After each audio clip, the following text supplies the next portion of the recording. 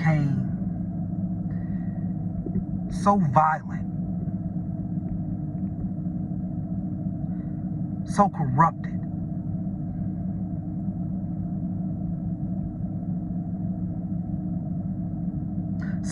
that God wouldn't even try to fix it no more.